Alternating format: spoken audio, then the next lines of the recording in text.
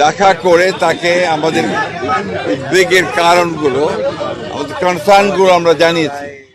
এবং প্রধান যে বিষয়টি ছিল সেটি হচ্ছে যে নির্বাচনের সুনির্দিষ্ট রোডম্যাপ, যেটা আমরা বেশ কিছু কাল থেকেই বলে আসছি, সেই বিষয়ে তাদের সঙ্গে আমরা কথা বলেছি।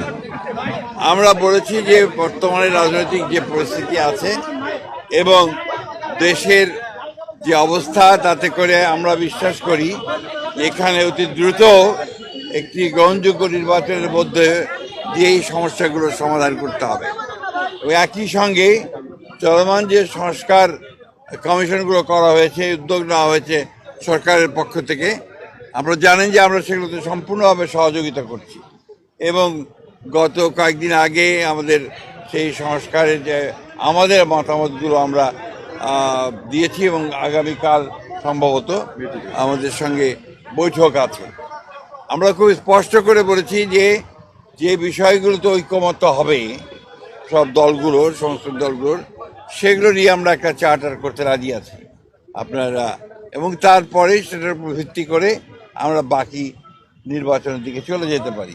এবং বাকি সংস্কার যেগুলো আমরা একমত হব, সেটা আমরা অবশ্যই আমাদের রাজনৈতিক দলগুলো যারা নির্বাচিত হয়ে আসবেন তারা সেগুলোকে বাস্তবায়িত করার ব্যবস্থা নেবেন।